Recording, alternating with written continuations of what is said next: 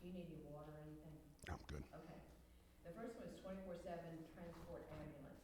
The county has refused to fully fund a 24/7 transport ambulance team to serve Blowing Rock and the Blowing Rock Fire District area, creating a major risk to health and safety of our residents and visitors.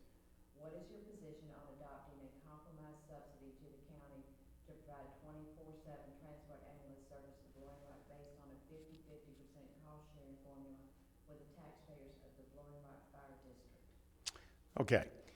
I ran the first time in 2015, and I was pushing for a 24/7 transport service. We have some of the best paramedics that any town could strive to have in our community right now. And 2017, I pushed for a 24/7 service.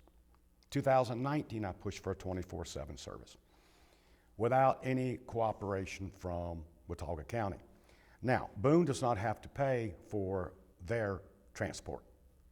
Beech Mountain does, Seven Devil does, and we do. That's not right. That is not fair. That's not fair to the citizens. I brought a proposal to the council at the last meeting. It was just for them to digest. And that is that we pull back 50% of the sales tax we're sending to Watauga County, and that be applied to a 24/7 transport. The other 25% come from the fire district and 25% from the taxpayers. I do not feel it's fair that the taxpayers are obligated to pay for this service in full. I don't think they should pay for 50% of it. I think 25% is asking enough. I feel like we need the 24/7 service. We're growing. We have a lot of tourists. Our demographics are changing. We have more and more people moving here because we're a fantastic town and a great community. It is time that Watauga County jumped up to the plate for one of the biggest cash cows for Watauga County, which is the town of Blowing Rock. That's my take on it. Sounds good. Okay, ready to keep going? Yep. Okay. Downtown Vision, West Main Street. The downtown land use code for West Main Street is out of date with market conditions and not consistent with the recommendations of our comprehensive plan to protect the character of West Main Street. What is your position regarding an update of the land use code for West Main Street to balance the need for progress and preservation of our historic village? You know, every community has to grow. And it is our jobs as elected officials that you, the citizens, put us in for to maintain beauty, consistency of the community. It's up to the planning board to come to the council with recommendations on what improvements can be made, whether it be setbacks, height of buildings, occupancy, parking. I feel like that, you know, growing up here, this town has grown a lot. Some things have been removed that probably shouldn't have been removed. Many buildings have been restored. And I think that this is a very fluid situation. There's no one fix. And I think that recommendations need to come from the citizens to the council and to the planning board, and realistic recommendations on how do we continue moving forward with our uniqueness, our quaintness, but we're still going to grow. So I'm in favor of always looking at positive change. And how do we regulate it? How do we maintain it? And I as mayor and the council, we have to rely on the citizens. We have to rely on the planning board to make these recommendations. and bring them to us. Okay, good. The next one is on special use permits. Special or conditional use permits are quasi-judicial public hearings that restrict the ability of the council to discuss, hear, or consider input from the community. What is your position on eliminating special or conditional use permits in favor of special zoning permits that allow community input? I was just informed my mic fell. Yes, it is, but you were fine during the whole while. Are his fingers occasionally in front of his face? I don't think so. Okay, from my angle, they are a little bit. Yeah, I'm in a higher angle, so Okay, I think. okay, when you have your hands here, but from my perspective, occasionally you Okay. cover up. Do you have something I can sit on? That would, There's a sign right there, you can just put that right there. No, I need the Blowing Rock phone book. I'm joking with you. yeah, no, I think his angle, I just Okay. didn't want you to, I want you to look the best you can. Okay. Because you look great, but I'm all about the visuals too as part of my job. Okay. And so I just want to be sure that your fingers weren't at any point covering up any part of your face. And that you Okay. don't look at the video and go, why didn't they tell me I was doing this? It's Yeah, okay. Yeah. We're fine. It's all right. Okay, start, I'm gonna rephrase the question again, okay? Okay. What is your position on eliminating special conditional use permits in favor of special zoning permits that allow community input? I think the special use permits have a place. When they should be used, I think should be determined by our planning and zoning department. Sometimes I agree with them, sometimes I don't. You know, in certain cases, someone that lives over on Green Hill, should they have a position on something that's going in at the horse show grounds? Maybe not.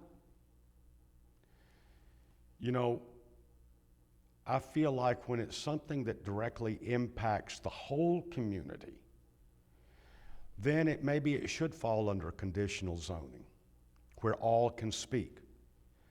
But when it's something that does not directly impact the whole community, but yet does fall under the SUP protocol, then maybe the SUP should be used. So I feel like it's got its place. When we use it and when we don't is determined by code. And so for right now, unless something comes about that is better, that we can better utilize, that is more useful, then so be it. But we have conditional zoning and we have the special use permitted zoning. I haven't seen any good suggestions yet other than let's just go to conditional zoning. And I feel like that in many cases, everyone has and should supply input, but in some cases they should. Okay. Next one, tourism congestion. The success of tourism has resulted in significant congestion and threatens the quality of life of our residents. Roger Brooks' primary recommendation for the TDA Sustainable Tourism Study is to manage congestion primarily with self-funded parking and wayfinding solutions. What is your position on the Brooks plan to reduce congestion with paid parking, remote parking facility, dedicated shuttle service, and wayfinding? You know, my many years of business, using a consultant 99% of the time told us what we already knew. And the outside source just further either enhanced or gave it more concreteness and pushed the decisions along. The Roger Brooks study did open our eyes on signage. Yes, we need signage. People don't know where to park. Some people don't know where the downtown is. And we have already instituted some of what Roger Brooks has put in his that's going to be in his report, one of which is crosswalk signage, lighted crosswalk signage, and new traffic lights at Sunset and Main and 221 and Main. We agreed to that 8 months ago. The council voted on it and approved it. Right now, all the equipment's been ordered. Now we're just waiting on the equipment to come in. So that has been done. We've been looking at satellite parking, which everybody agrees we need satellite parking. That is something the council's currently addressing, the possibility of purchasing additional property in town or within the town limits for satellite parking. As far as paid parking, I think it's a good thing. I've received one parking ticket in the town of Blowing Rock, which it took me 10 minutes to go to the police station and pay. $10. It didn't break the bank, but a lot of people will pay $10 for 2 hours parking or $15 for 3 hours parking, particularly in our town, because it's so unique. We have a lot of good shops, a lot of good restaurants that people want to visit, and I feel like the paid parking is a good idea moving forward. As far as shuttle service, yes, I mean, it was funny because one of Roger's comments to me was he saw the apple cart and thought it was a produce truck, not realizing it was a shuttle, till he saw the shuttle sign on it. And, but then he said, well, where does it go? So he had a good point that when you get on the shuttle, you need to know where it's going. And that's going to be moving forward with additional signage on where the shuttle stops are. And then if we do satellite parking, we will institute some type of shuttle system from the satellite parking. This is also a fluid situation. This is ongoing, and we're going to have to continue making improvements. So signage, I think, is a good thing. Paid parking is a good idea, and that will help finance additional parking outside of the downtown. And of course, the crosswalk items, that's been done, it's going to be done. So. Okay, good. The last one. You want water or anything? Are you good? Good. You good? Good. Okay. Funding for tourism expenses. Town expenses to support tourism-related expenses exceed funding sources. Property taxes of $5.2 million fund 60% of the town's budget of $8.6 million. Excuse me. But downtown property taxes, $387,000 provide only 4.5% of the town's budget. Other consumer paid sales and occupancy taxes of $1.5 million provide a total of 17.9% of the town's budget.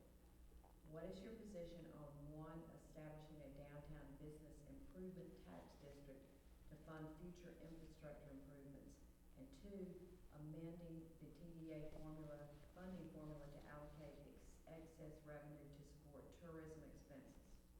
Okay. In all due respect, I'm not sure where your numbers came from, but they are incorrect.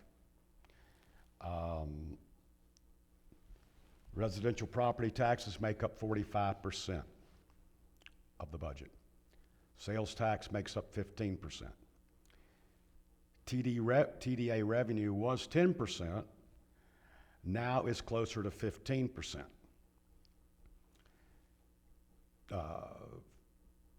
Commercial property taxes, 8%. Other taxes, 7%. Franchise taxes, 5%. ABC profit was 1%. Now it's close to 2%. So, The ABC store has done well. That being said, in the future, BRCA or whomever put these numbers together needs to get with Shane Fox and clear these numbers up so they are accurate. Okay, establishing a downtown business improvement tax. I'm split on that one. How do you do that? Do you just tax the downtown Main Street? Do you tax Valley Boulevard? And how about me at the Blowing Rock?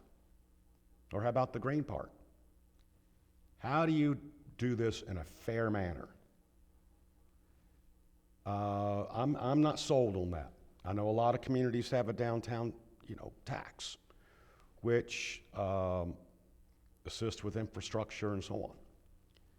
We're getting ready to start on the water sewer on Main Street. Some people have said, well, that's downtown. It is. But these are main lines that feed extreme north side of town, extreme south side of town. So it's not just downtown. So I'm really split on the taxing the downtown establishments. That I'm going to have to wait and see. Amending the TDA funding formula. Well, first off, I don't know if this has been addressed. To amend the TDA funding, first, TDA has to make that vote and make that recommendation to the council. Second, the council has to approve that change in funding. 3, the council has to send that request to the General Assembly. The General Assembly has to approve that change in TDA funding. Right now, we're at a 2/3, 1/3 split. And the one gentleman that's on TDA, Tim Gupton, has spoke out frequently on how he feels like the split needs to be changed. He's on the board and was nominated to board to support the TDA, not to redirect their financing. So I have a problem with that. As I stated, if the board wishes to change their distribution, the board has to vote on it unanimous. The council as well, and then the council has to send that to the General Assembly.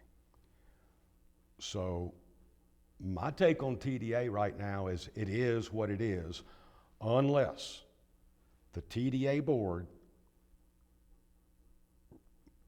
votes on a change and sends that to the council, and the council agrees, and then the state has to approve. Okay?